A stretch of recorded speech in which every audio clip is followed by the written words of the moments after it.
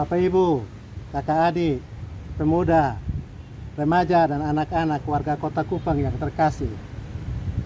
Saat ini saya berada di situs Kota Lama Kupang yang usianya lumayan tua, yaitu tangga 40.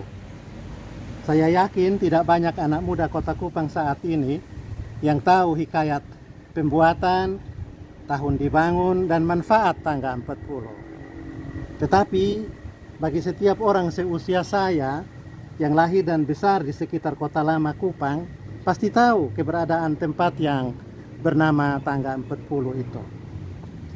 Penduduk Kelurahan Fontaine, Bonipoi, LLBK, OETT, Merdeka, Quenino, Air Mata, Mantasi, dan Manutapen tentu akrab dengan tangga 40.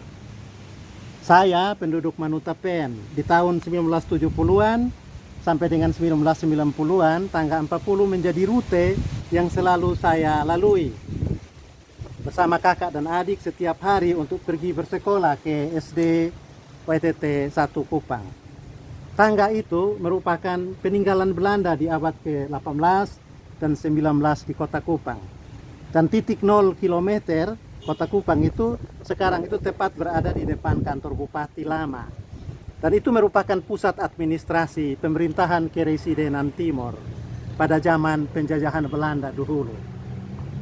Letak tangga 40 adalah di ujung Kelurahan Fontaine yang berbatasan dengan Kelurahan Bonipoi dan Kelurahan OETT yang ada di belakang saya itu. Memang letak situs ini agak terpojok, apalagi setelah ada transportasi kota yang murah dan meriah. Fungsi tangga Kota Kupang, tangga 40 ini sudah tidak lagi terkenal.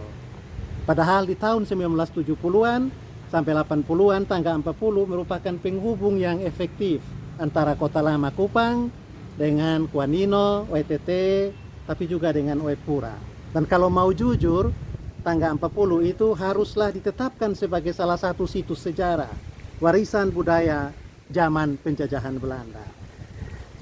Oke, situs ini disebut tangga 40 karena jumlah anak tangganya sebanyak 40 buah.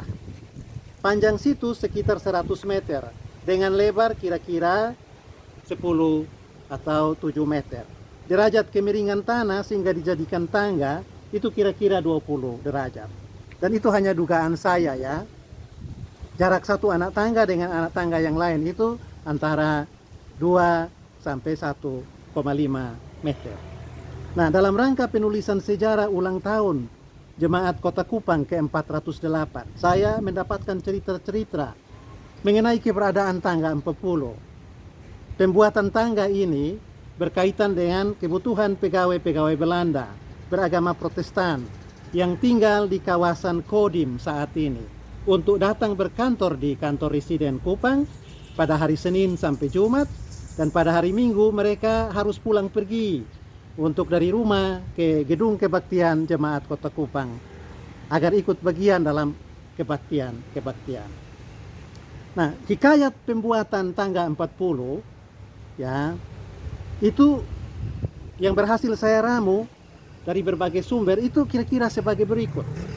Pada tahun 1877, pemerintah Belanda menetapkan batas-batas Kota Lama Kupang.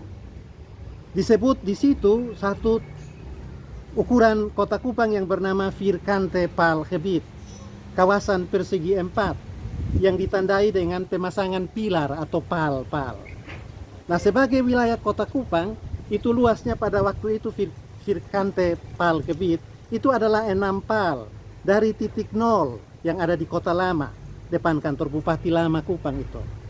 Tempat-tempat yang termasuk dalam Vierkante Paalgebied itu adalah Fatuveto, Fontaine, Air Mata, Bonipoi, Merdeka, Oiba, Solor, Namosain, dan Nunhila. Perluasan kedua itu berlangsung tanggal 23 April 1886 yang dilakukan oleh Residen Kerve melalui Stadblad nomor 171 tahun 1886. Itu ditetapkan batas-batas baru Kota Kupang. Sebelah timur sampai ke Pasir Panjang di Asrama Brimob sekarang. Sebelah selatan itu sampai jembatan gantung Air Mata dan Rumah Sakit Umum Profesor Dr. W.Z. Johannes, Quenino, dan Fontaine. Dan juga ada Rumah Sakit Wirasakti, yaitu Tapal Utara dari Teluk Kupang. Setahun kemudian terjadi perubahan batas kota lama Kupang. Dalam perluasan itu ditetapkan lagi nama kampung yang terhisap dalam wilayah kota Kupang, yaitu Kampung Fontaine, Fatufeto, Air Mata, Kuenino, Air Nona, Bakunase, Merdeka, Waiba, Pasir Panjang, Kampung Solor, Nunhila, dan Namosaya. Penetapan ini dituangkan dalam Stadblad nomor 105 tahun 1887. Titik yang ditetapkan sebagai kilometer 0 adalah rumah residen Kupang yang letaknya berhadapan dengan kantor Bupati Lama. Titik 0 itu masih ada sampai sekarang, Bapak Ibu Saudara-saudara semua yang kekasih. Nah, menyusul perluasan kota lama itu, beberapa warga Kupang berkebangsaan Belanda membuat pemukiman di batas selatan kawasan rumah sakit Wirasakti saat ini, yaitu yang ada dengan berhadapan dengan Toko Sudi Mampir, dan itu menjadi kompleks terakhir batas kota lama, dan kompleks itu disebut sebagai pemerintahan umum daerah.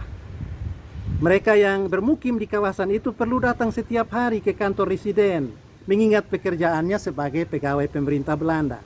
Dan di hari Minggu sebagai anggota Jemaat Protestan Kupang, mereka juga datang untuk menghadiri kebaktian ibadah Minggu di gedung yang sekarang berusia 135 tahun. Rute yang sering dilalui adalah lereng terjal dari Rumah Sakit Wirasakti ke kantor pos lama, atau yang juga kita kenal dulu sebagai Resort Polisi Kupang.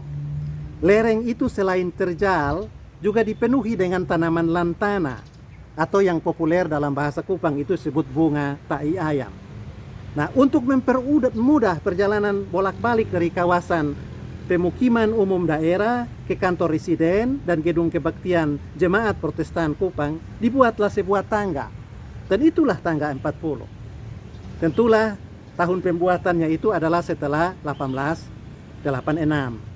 Dengan demikian, tangga 40 itu layak dijadikan sebagai situs yang dilindungi dan dijadikan sebagai cagar budaya, setidak-tidaknya oleh penduduk kota Kupang. Akan makin baik kalau tangga 40 itu juga dijadikan salah satu pos peninggalan dalam rute ziarah berjalan kaki di situ. Dan karena itu juga baiknya dibangun tempat-tempat penjualan souvenir ciri khas kota Kupang. Nah, ayo anak-anak muda, ya anak-anak SD, SMP, ya Soekarno, pendiri Republik Indonesia, itu pernah berkata begini, jangan sekali-kali melupakan sejarah.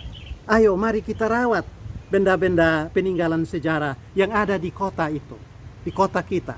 Sebab peninggalan sejarah menunjukkan juga identitas dan bagaimana leluhur, pendahulu-pendahulu kita berkarya untuk membangun dan mempercantik kehidupan masyarakat.